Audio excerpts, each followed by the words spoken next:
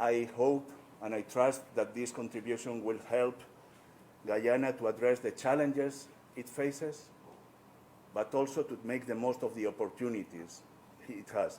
Let me briefly dwell a little bit on those historical opportunities and challenges.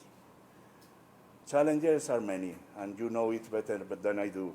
Governance, reforms, institutional reform, electoral reforms, fight against crime, fight against organized crime, fight against corruption, but also working for the health of the Guyanese, for education, for citizen security, for human rights. I know how committed you are. I'm so grateful and encouraged by that, and even more so today, which is the International Day of Human Rights, as you know. Many challenges, but also many opportunities. I hope I am not going to disappoint you, but I'm not going to say anything about the oil and gas. You know everything about that. We talk perhaps a little bit too much about that because there are many other opportunities. And it is important to diversify, and I know, Mr. President, that you are fully aware of that. We have discussed about that. Diversification is important. It's essential. Diversification in terms of products, but also in terms of partners. This is the European way, by the way. We believe in terms of partnerships. We believe in multiple partnerships. We believe in multilateralism, and we look forward to cooperate even closer with Guyana on all kinds of multilateral issues. But also diversification in terms of economic diversification. And we in Europe, we have learned the hard way. My own country, which is that one, has made also a bit of a mistake in the past, focusing on a few economic sectors, which was in the short term very important for the country, but in the long term, when there was the crisis, for example, it hit us particularly bad. The whole of Europe now, I think, is going the way of diversification, and I congratulate you for your awareness of the importance of this concept. Let me conclude with some words on perhaps the most important thing that we have today, our partnership, the EU-Guyana partnership. When I came here to Guyana for the first time in 2014, there were two representations of Europe here. One was the British High Commission, the other was the delegation of the European Union. Now there is one, and it is us. That is also a challenge and an opportunity for us. Challenge because we have to work harder, opportunity because now we represent 27 member states, and we can harness the strength of those member states for the mutual benefit of Guyana and of Europe. More Guyana in Europe, more Europe in Guyana. And it is not only about development cooperation. Of course, today we celebrate development cooperation, and it is extremely important. But our partnership covers all areas: political, economic, trade, investment, multilateral cooperation, regional cooperation, cooperation with CARICOM, with CARIFORUM, EU CELAC, more Guyana in Europe, more Europe in Guyana. We have a historical opportunity, and it is not a zero-sum game. It is a win-win. It is benefits for Europe, and it is benefits for Guyana. Dear President, dear Mr. President, what a year we are leaving behind. We had two crises for the price of one in Guyana. You know this better than I do. Sometimes it was hard. But thanks to all the Guyanese, this country now has a bright future in front of itself. I repeat, it is thanks to all the Guyanese. And it is a bright future. But please, nobody should take it for granted. There was a saying about a South American nation which had a strong potential. I will not name names, but they used to say, this country is the country of the future, and it will always be. You know what that means. It means that it never realized its potential. Now is the time to break that cycle. Now is the time to go ahead. That was not Guyana, by the way. It was another country. To conclude, next year will mark the 30th anniversary of the establishment of the delegation of the European Union in Guyana. So we have a lot to celebrate. And I'm sure that we will celebrate many other achievements. and I hope to see you all at the celebrations.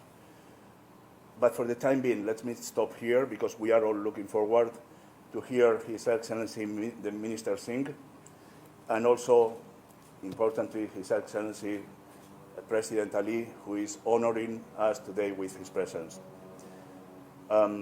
Please continue to keep safe. We have to take all those precautions because of COVID. I thank you for wearing your mask. I thank you for continuing to keep safe. COVID is still there. We must keep all the precautions. I want to conclude wishing you all a very good Christmas, a very good and safe New Year's celebrations, an excellent 2021, and all possible happiness for you and for your families. Thank you for being here today. Mr. Minister, if you want.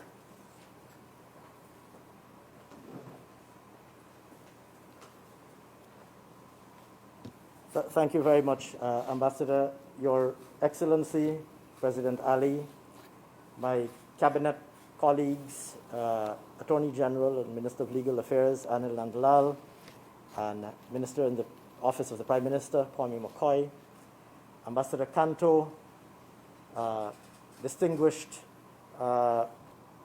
members of staff of the EU delegation in Guyana, ladies and gentlemen of the media. Let me say how pleased and privileged I am to be able to participate in this press event marking the occasion of the approval by the European Union of this very important and generous disbursement of over 7 million euros to Guyana. I am particularly pleased and privileged to be here today, partly because of my previous involvement, and indeed of our previous involvement, when we were last in government, in making Guyana eligible for budget support in the first instance. For those of you who might not be familiar with the budget support instrument, it's an instrument of development support that is provided by the European Union to countries who have demonstrated that they meet certain prerequisites in relation to good governance, macroeconomic stability, fiscal oversight, and good and strong public financial management as conditions for general eligibility for budget support. And on top of that, it has a number of performance indicators associated with whichever sector the budget support instrument relates.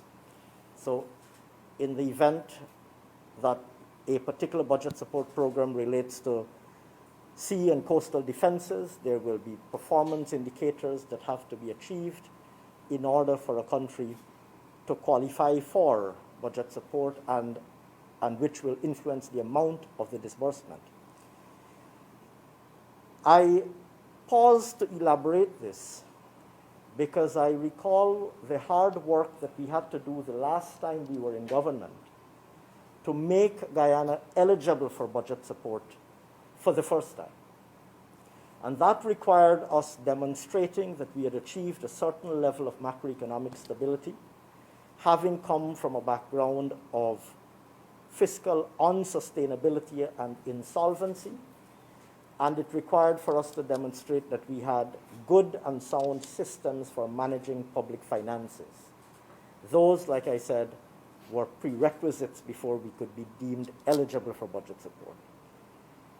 And on the last occasion that we were in government prior to 2015, we set about the task of ensuring that Guyana became eligible by ensuring that we have all of these prerequisites in place. And I dare say that we performed very well. And in fact, at one time, we were a star performer under the EU budget support program. This program, of course, continued over the course of the last 5 years.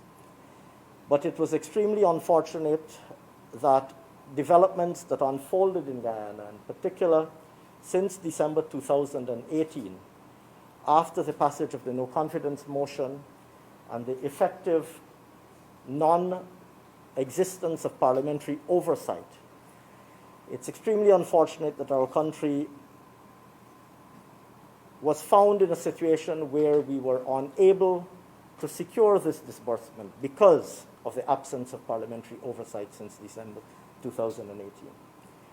And for that reason, Ambassador, I'm especially pleased to acknowledge the role that you played, along with the international community, in ensuring that democracy was protected and safeguarded and restored to our country following the events of March to August 2020.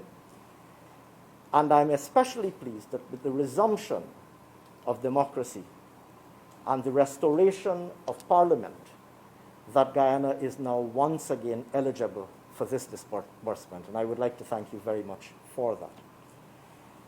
If I may also, without preempting His Excellency's speech, if I may also say, we remain committed to ensure that we preserve an environment that will see Guyana continue to be eligible for budget support. And you referred to our imminent oil revenue, and I will say that oil revenue notwithstanding, we intend to work very hard to qualify for every single euro of budget support, because it goes a long way in helping us to finance the important budgetary initiatives that we've included in our budget, and I won't elaborate unduly on those.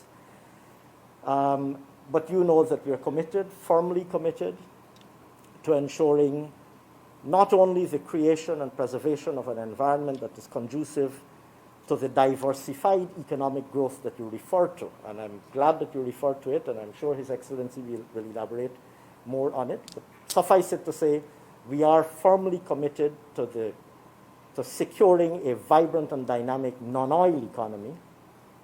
But in addition to that, these budgetary support resources go a long way in ensuring that we are able to meet the fiscal needs of the Guyanese people, to finance the critical interventions, to address investments in important sectors, infrastructure and social sector, while preserving a strong fiscal position. And so it's certainly our intention, oil revenues notwithstanding, that we will be working closely with you to ensure that we qualify for every single euro of budget support going forward. I will not say much more because, of course, I wouldn't want to stand between your audience and His Excellency's address. But suffice it to say, Ambassador, thank you very much. Thank you to your staff for the hard work that they did in ensuring that the documentation to support this disbursement was prepared. It would be remiss of me not to also acknowledge the work done by colleagues in government, my staff in the Ministry of Finance and in other agencies of government, who worked very hard in ensuring that this disbursement was realized. So, Ambassador, thank you very much, and I look forward to many, many more months and years of working closely with you. Thank you very much.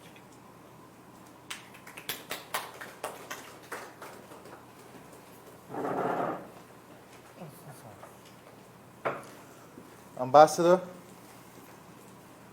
Attorney General, Minister Dr. Ashley Singh, Kwame McCoy, staff of the Commission, members of the media, good afternoon.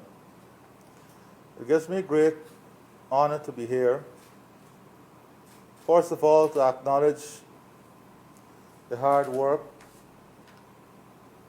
of those in government and those of the European Union, Ambassador and your team, the collaboration and their commitment to ensuring that we are here today, and our efforts over the last months were successful in bringing, at this very difficult time, budget support for Guyana. It is important that we recognize that this budget support is coming at a time when mobilizing resources is extremely difficult globally, especially resources to help developing countries.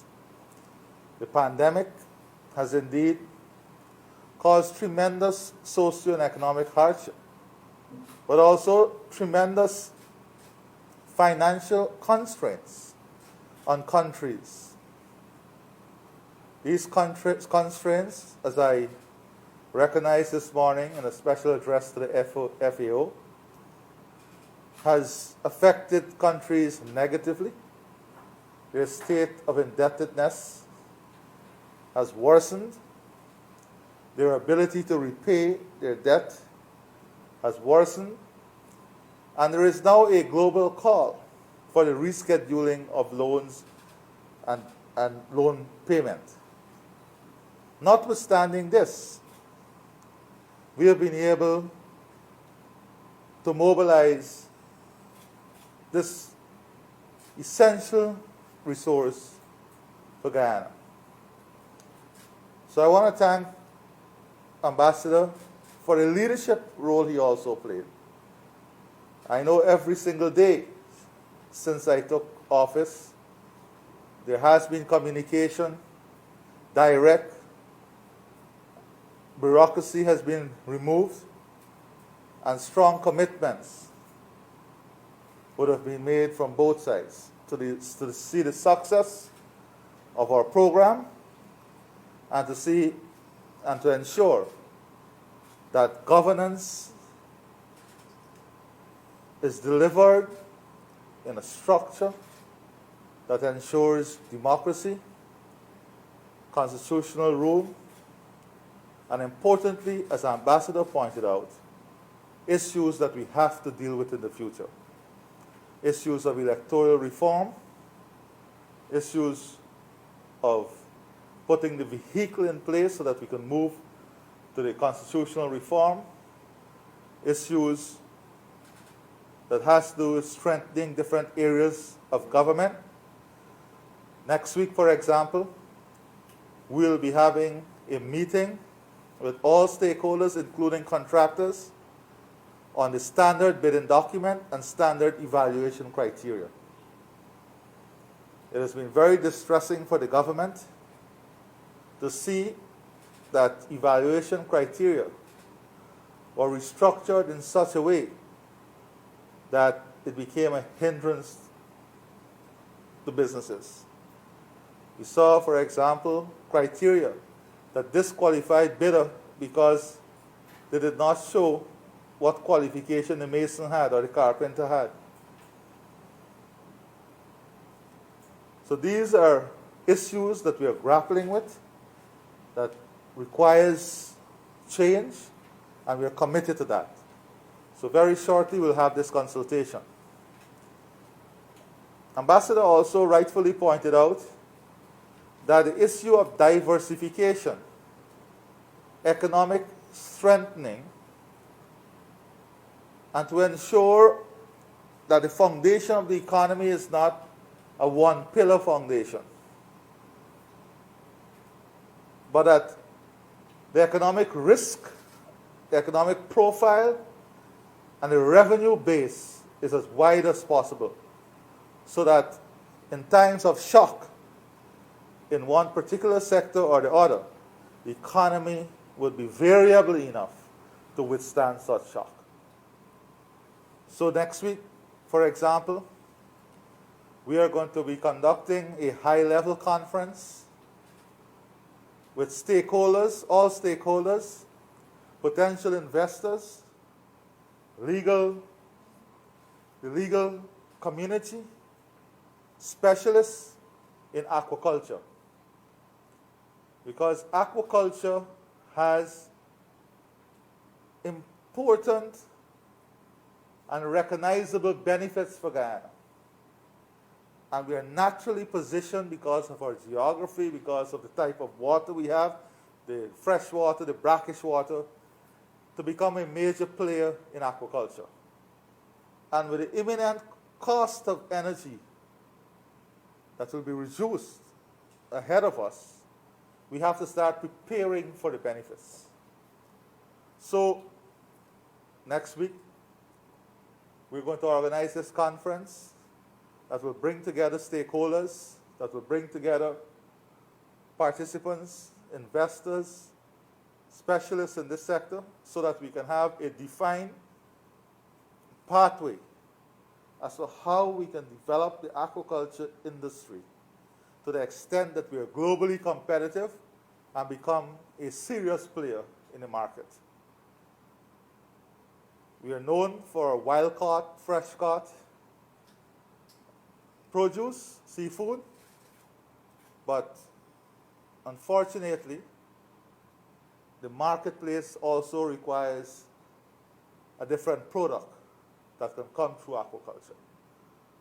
So agricultural diversification, industrialization, manufacturing, development of a sustainable energy sector, linking our economic prospect with the region and our neighbors, integrating infrastructure, and finding essential synergies are critical in the development path that our country is taking. So, Ambassador, today is a day when we should recognize too, and I recognize this as President, how important and fragile our government and democracy can be, and what you stand to lose when you let that democracy slip away from us. Since 2018, it is the people of the country who suffered because the support was not there. And that, of course, is a great motivation and reminder to me and the government in ensuring that we don't slip this way, and that Guyana will move forward in a progressive manner. But most critical, as I conclude, is the regaining of our country's credibility. And I've been speaking at many international forums, United Nations, FAO, WTO,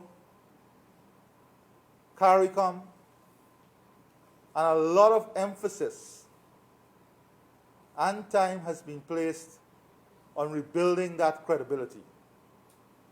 That is so important. And this, of course, today goes a long way in portraying the new Guyana and regaining that trust and credibility. With these few words, Ambassador, once again, I thank you personally for your commitment and the work you did in ensuring that democracy prevailed at the end of the day. Thank you very much.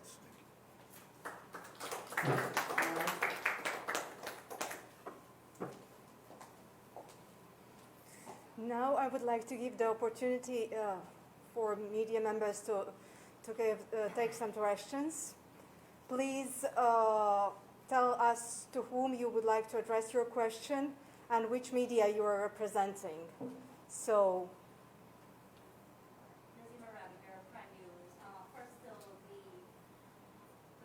or Minister Singh, and then to the Ambassador. Just to clarify, gentlemen, this budgetary support is all going to the coastal infrastructure program. And Mr. Ambassador, you mentioned reconciliation and inclusivity. Could you expand a bit more how those two are tied to the budget support? You may want to use the mic.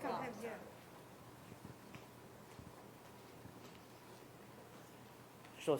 So Nazim, in answer to your question, this disbursement is in relation to the coastal and shore zone management, what's called sectoral budget support.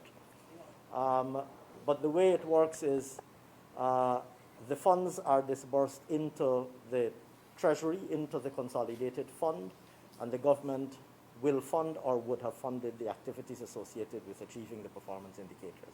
But you are correct that this is under the coastal zone, what's called sectoral budget support in relation to coastal management. Yes, I was wondering if I should. Ambassador, you want to? Sorry. Thank you, Minister, for that response, and thank you for the question, which allows me to expand a little bit on two important subjects, which are closely connected. You know as well as I do, probably, perhaps better than I do, that in Guyana there has been a lot of frustration over the 5 months or more of political post-electoral crisis. And I think that reconciliation is necessary, but also reconciliation is possible. Because I have to say that over those 5 months and more, I was impressed, and I think I said it already, that the large majority of Guyanese across the parties, any party, wanted a democratic and peaceful solution, reconciliation, and to look towards the future. And I think this is what I mean by that. I think that it's time to look towards the future.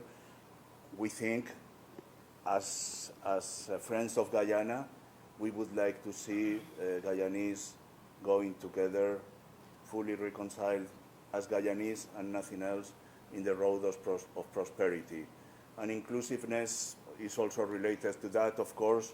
Participation is important. This is not only for Guyana, but for every country, including the European Union. We want an inclusive political participation, but also we want inclusive and sustainable development, so that basically everybody benefits from the prosperity that I am sure is going to come to Guyana.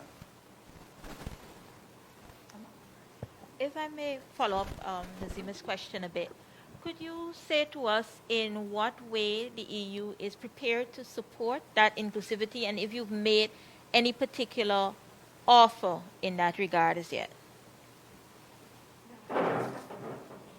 Whether it's for institutional reform or electoral reform, as you would have mentioned earlier. Yes, well, I think I said it, the EU stands by the side of Guyana, but one perhaps peculiarity of the EU approach is that we always want to support, not to impose, never to impose. We want to support, and I think we have already discussed it before with President Ali and other members of the government.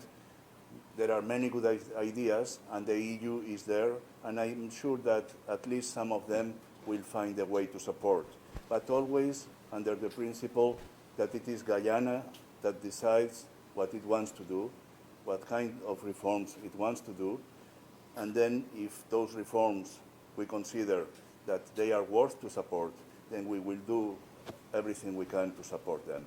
And I cannot tell you now which one we can support or which one we can't, because first of all, that depends on what reforms Guyana itself decides to undertake.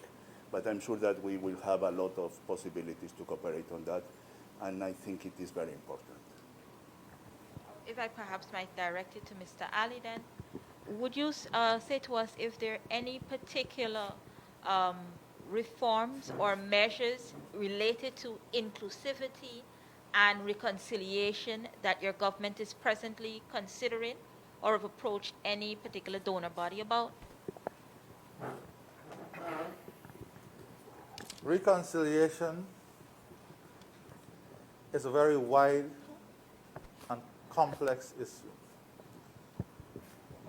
In every aspect of governance, the element of inclusivity and the element of people must be there. Once the element of inclusivity and people is there, then the system of government, the delivery of government, the measures of government will be in reaction to the needs of the people. That's the first thing. Very, very important. Issues of inequality, issues of disparity. These things are addressed from a political, an economic, a social, and a legislative perspective. And all of these things has to work in tandem. It has to work in tandem for it to have demonstrable effect on the population. And that is sometimes what we miss. It is not only a set of reforms and a set of laws, it is system, it is programs, it is structure of the budget that are critical in achieving this. So yes, we are engaging not only the European Union, we are engaging many multilateral stakeholders, bilateral partners, on various issues that has a direct and indirect bearing on inclusivity and reconciliation.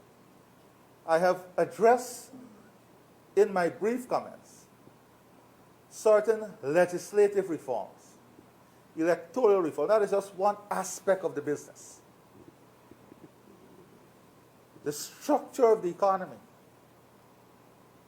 the way resources are allocated, is another aspect of the business. The social programs that ensure social justice is another important part in the equation. This equation is not a singular equation. You can say it's a simultaneous equation. So, yes, we are engaging.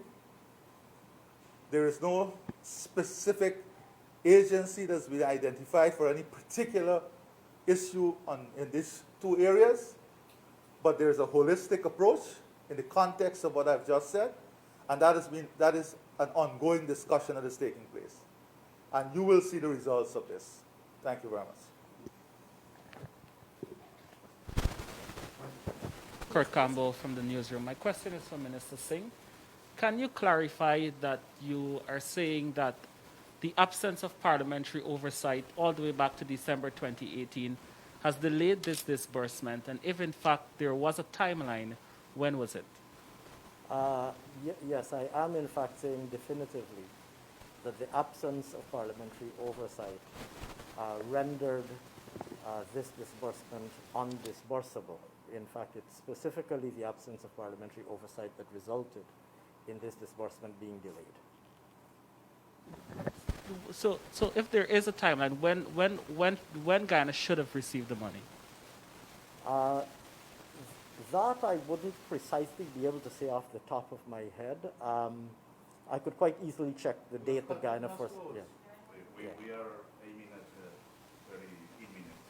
No, this Yeah. is the new So you're asking when did Guyana first become? When does this disbursement potentially become available? Yes.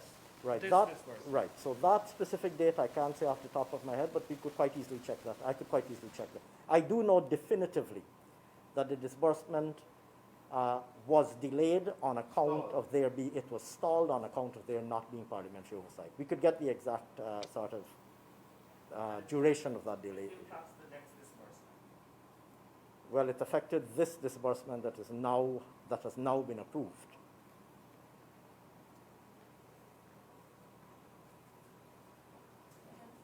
Just want to, yes, Mr. President or Ambassador, could you say in simple language whether this money will be used to help to reconstruct the damaged sea walls? Is that it?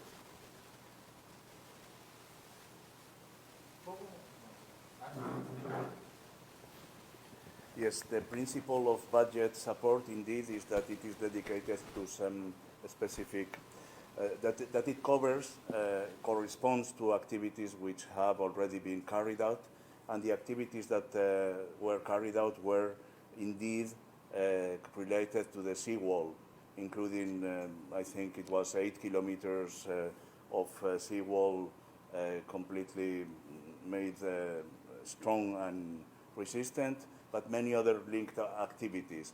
Now, the principle of budget support is that now the money comes and it goes directly to the budget. So it can support this particular payment can be used by the government, by the responsible authorities, and they can decide what kind of part of the budget they are going to cover with that. That is the principle of budget support, not only in Guyana, but everywhere else where we use it.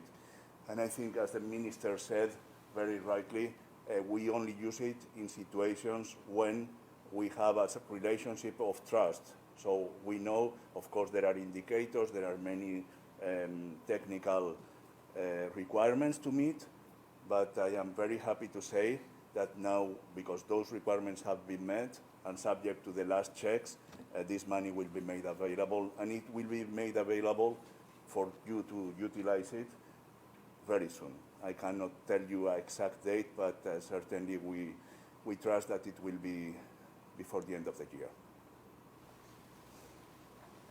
Thank you very much, Ambassador. Mr. President, I know you referred earlier to a conference that will be coming up dealing with part of the marine sector, but could you at this stage say for us very quickly why were the two trawler licenses issued when in fact there are concerns about overfishing and so on? Exactly my point. You have to look at future demand. There's a lot of individuals and investors who want to see this industry expand. So we have an issue where the size of the catch has been reducing, and that is why we have to build the aquaculture industry. This matter will be fully, I think the Minister of Agriculture has ventilated it, and it will be fully ventilated. But let me also say this to you. When I came into government, when our government came in, there has been also a number of reports that we received. For example, when I was in Suriname, the fisher folk here asked me to raise an issue over there, where they would have lost their license, and they had to rent license from the Surinamis, who were given license in Icari. Right? The Guyanese lost their license, and they were renting the Surinamis' license. We fixed that problem. We signed an agreement, and they are now being given new license as we speak. Guyanese fishermen. On the other hand, here in Guyana, we had reports of the misuse of license too. And I've asked the Ministry of Agriculture to do a comprehensive report. And at the end of that report, as I've been doing all the time, I'll be more than happy to share with you. But there are issues that has been raised about those persons with license. Similar to that, those that the fisher folk asked me to raise in Suriname. Issues to deal with the use of duty-free fuel. It's a complex issue. It's a very complex issue, and I don't want to use this forum to deal with that. But I want to say to you that a comprehensive report will be done. All right? President Ali, if I may, I have a question that's perhaps three-pronged. We've heard today of reconciliation, inclusivity, parliamentary oversight. You publicly extended an invitation to former presidents to attend the meeting on December 15th. Could you give us an idea as to how many responses you've received and whether they've been positive or negative? Two, in speaking about parliamentary inclusivity, could you give us an idea on the status of the cooperation between your office and the office of the leader of the opposition?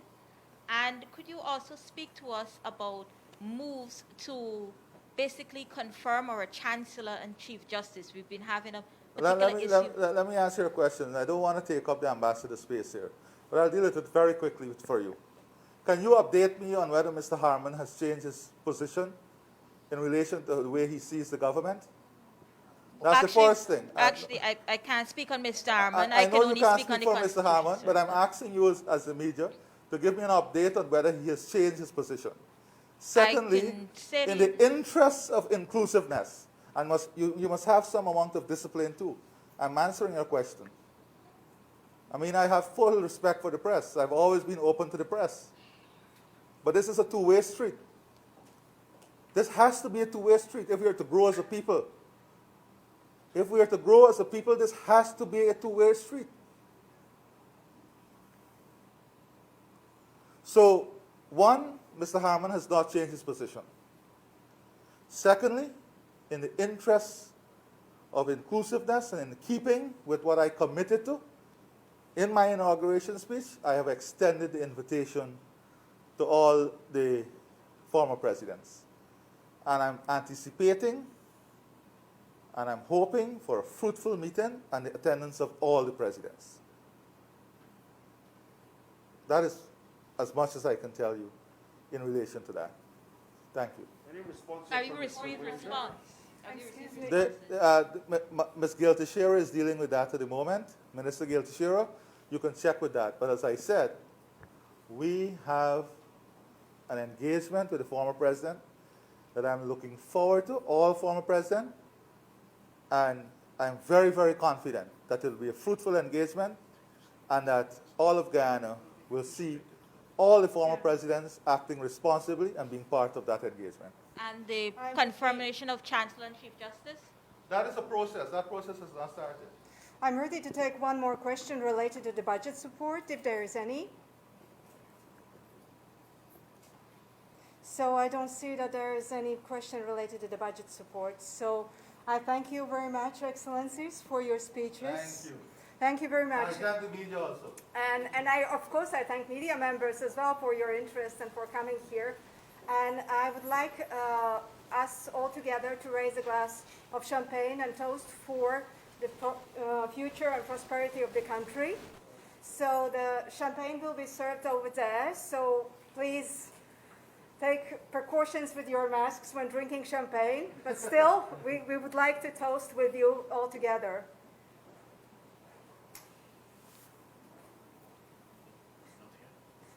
For you, the champagne will be there for meeting for you. So they need to They make will it. bring for Tell them to Yeah.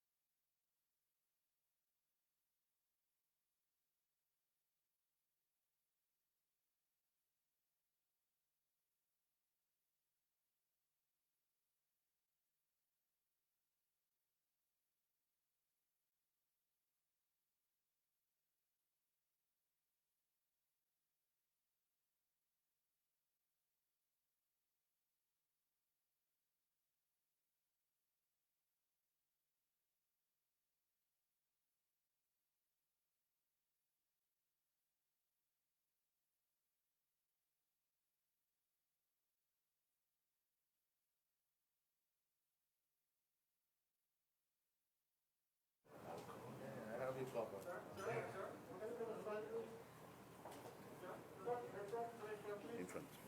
Oh, in front. Cheers. Thank you very much. Cheers.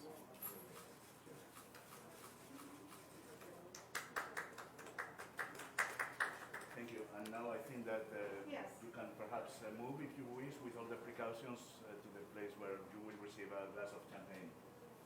Thank you very much, everybody.